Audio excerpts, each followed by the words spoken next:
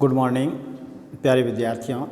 आज हम गायत्री के इस यूट्यूब चैनल पे पढ़ेंगे रीतिकाल की कवि भूषण। भूषण का जन्म कहाँ हुआ, नाम क्या था, उपाधि भूषण की किसने दी, फिर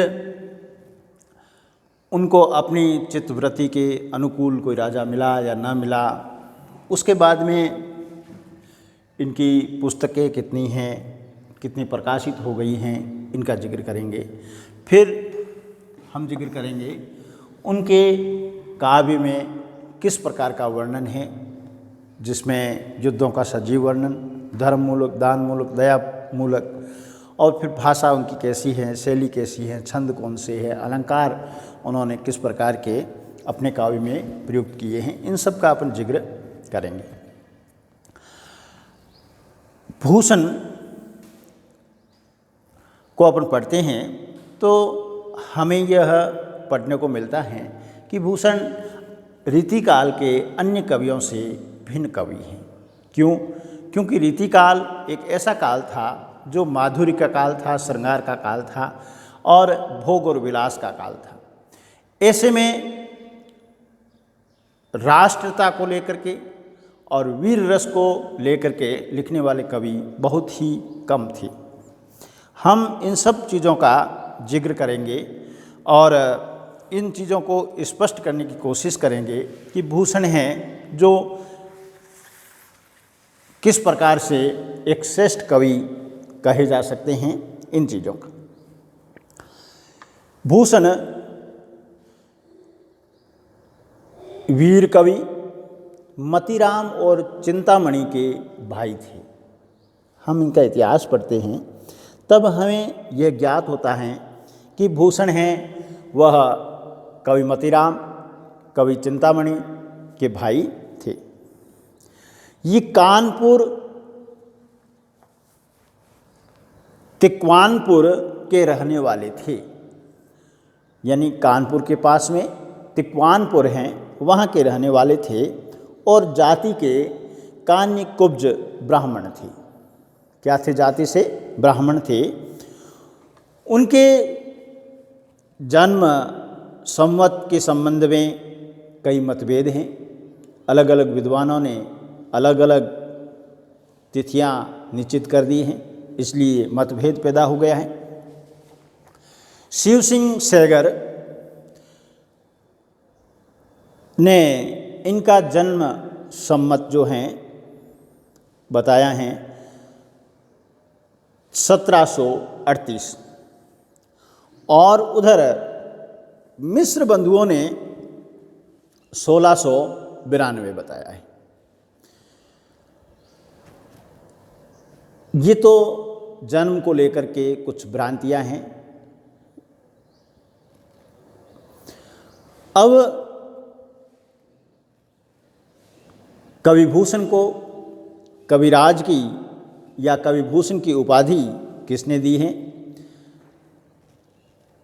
इनको चित्रकूट के सोलंकी राजा रुद्र ने कविभूषण की उपाधि दी थी और ये उसी के नाम से प्रख्यात हो गए। किसके नाम से? कविभूषण के नाम से। ये कई राज दरबारों में गए। भूषण कई राजाओं के दरबार में गया, तथापि उनको अपनी चित्तवृत्ति के अनुकूल कोई राजा मिला नहीं। चित्तवृत्ति के अनुकूल जो राजा मिले उनमें शिवाजी हैं और 17 साल 2 ही राजा मिले। ये साहू जी के दरबार में भी गए थे। 17 साल के दरबार में भी उनका बड़ा मान था। कहते हैं कि उनको विदा करते समय महाराज 17 साल ने उनकी पालकी के नीचे कंधा लगाया था। तभी कविभूषण ने लिखा है कि और राव राजा एक मन न लाऊं अब साहू को सराहों के सराहों 17 साल को।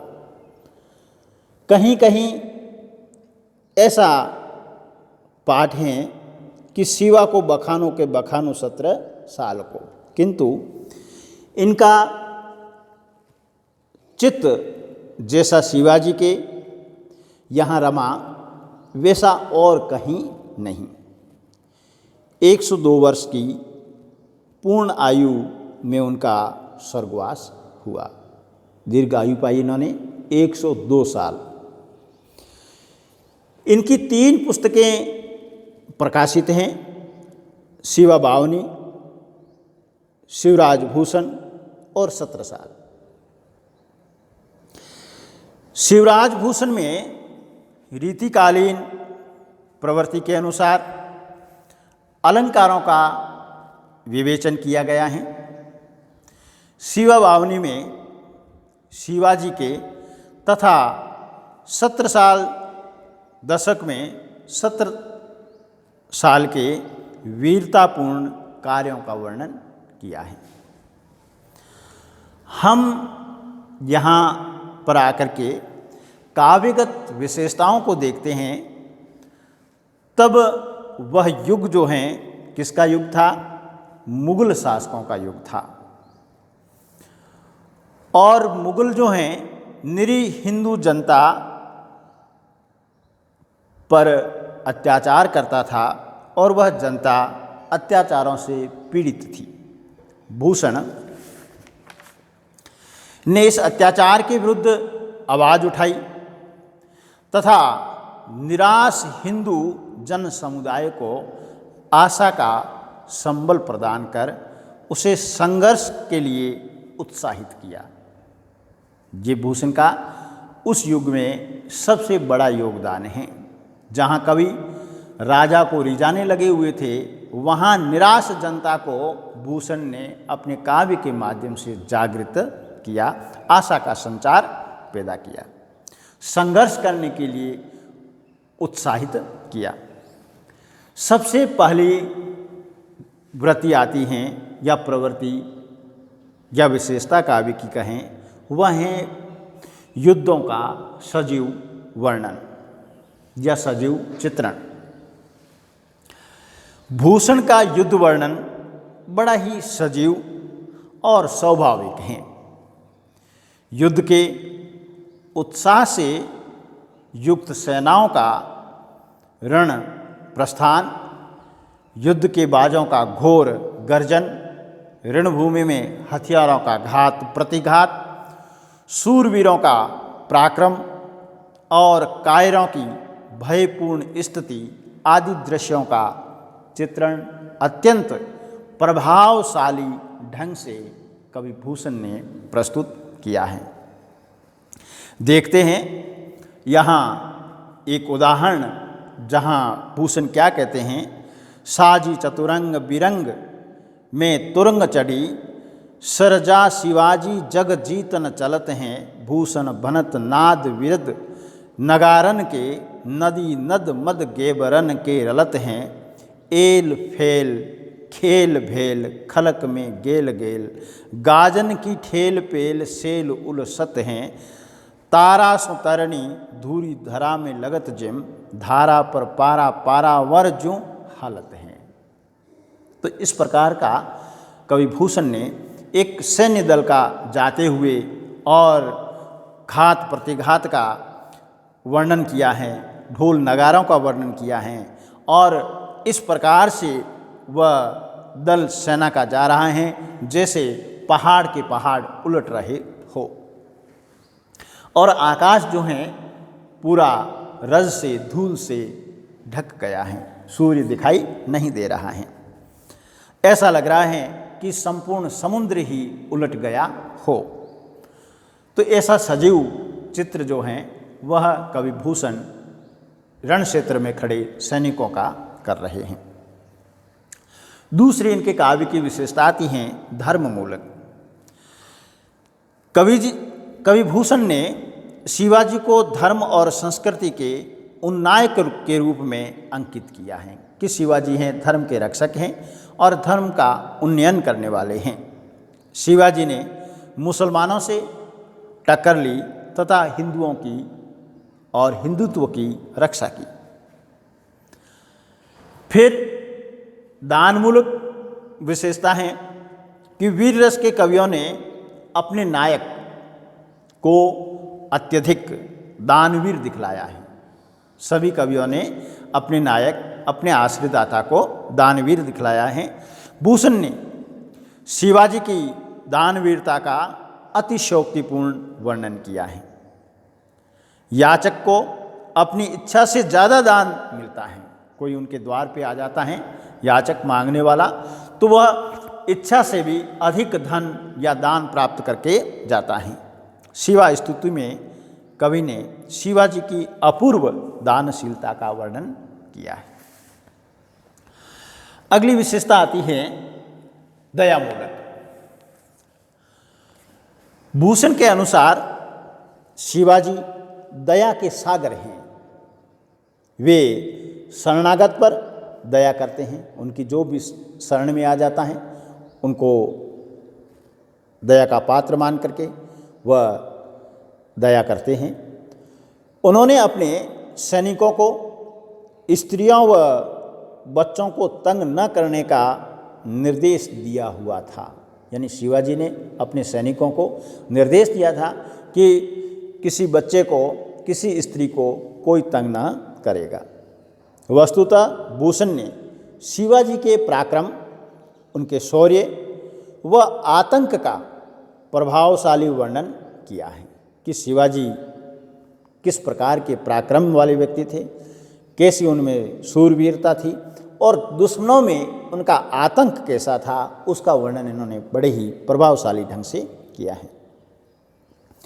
उन्होंने शिवाजी के धर्मरक्षक, दानवीर, दयावान रूप को प्रकट किया है।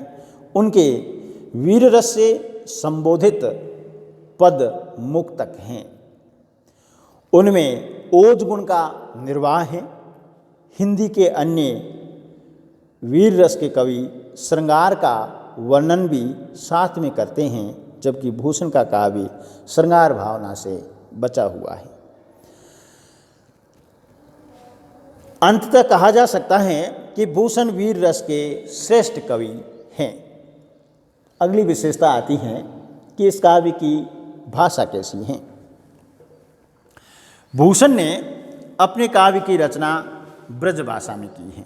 वे सर्वप्रथम कवि हैं जिन्होंने ब्रज भाषा को वीर रस की कविता के लिए अपनाया है। इससे पहले कोई भी कवि ऐसा नहीं मिला जिसने ब्रज भाषा को वीर रस के रूप में अपनाकर काव्य कृति की रचना की हो। वीर रस के अनुकूल उनकी ब्रज भाषा में सर्वत्र ही आज के दर्शन होते हैं। भूषण की ब्रज भाषा में उर्दू, फारसी आदि भाषाओं के शब्दों की भरमार मिलती है। जैसे जंग, आफताब, फौज आदि शब्दों का खुलकर प्रयोग भूषण ने किया है।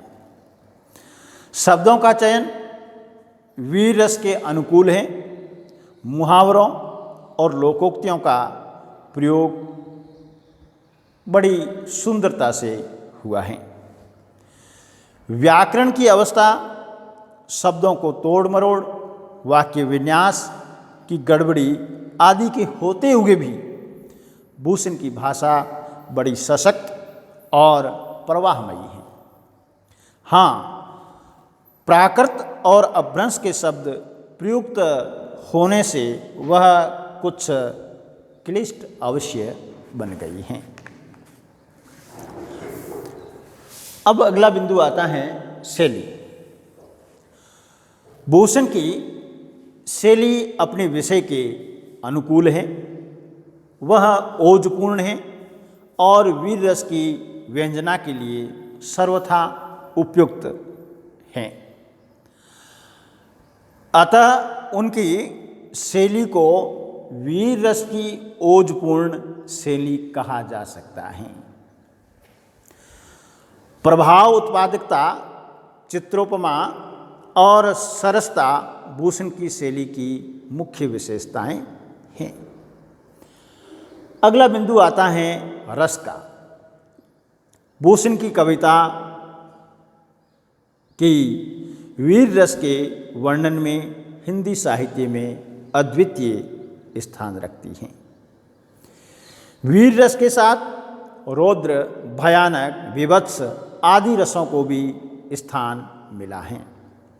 भूषण के श्रृंगार रस की कुछ कविताएं लिखी हैं, किंतु श्रृंगार रस के वर्णन में भी उनकी वीर रस की रुचि का स्पष्ट प्रभाव दिखलाई देता है। क्या कहा है? न करूँ निरादर पियासो मिल सादर ये आए वीर बादर बहादुर मदन के। तो यहाँ पर भी बात तो श्रृंगार की करना चाह रहे हैं, लेकिन यहाँ पर भी वीर रस का प्रयोग इन्होंने कर ही लिया है। आए वीर बहादुर बहादुर मदन के। फिर है छंद, किस प्रकार का है इनके काव्य में? भूषण की छंद योजना रस के अनुकूल हैं, जैसे दोहा, कवित, सबिया, छप्पे आदि उनके प्रमुख छंद रहे हैं। फिर आता है भूषण के काव्य में अलंकार किस प्रकार के हैं। रीतिकालीन कवियों की भांति भूषण ने भी अलंकारों का अत्यधिक महत्व दिया है। उनकी कविता में प्राय सभी प्रकार के अलंकार पाए जाते हैं। अर्थालंकार की अपेक्षा शब्दालंकार की प्रधानता अधिक है। यमक अलंकार का उदाहरण हम देखते हैं तो कैसा लिख रहे हैं, जहाँ औरंगजेब की बीवियां हैं जो शिवाजी के डर से भागकर जंगलों में चली जाती हैं, उनका कवि भूषण इस प्रकार से वर्णन करते हैं कि ऊंचे घोर मंदिर में रहन वारी ऊंचे घोर मंदिर के अंदर रहाती हैं, कंद मूल भोग करे तीन बेर खाती वे तीन बेर खाती हैं। तो इस प्रकार से कवि भूषण की कुछ काव्यगत विशेषताएं थी, जिसमें हमने भूषण के जन्म को लिया, भूषण के प्रकाशित पुस्तकों को ले लिया, उसके बाद में भूषण की काव्यगत विशेषताओं को उजागर किया है।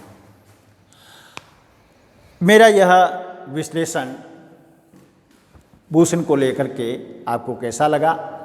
आप हमारे इस YouTube चैनल को सब्सक्राइब कीजिए, लाइक कीजिए, शेयर कीजिए। धन्यवाद।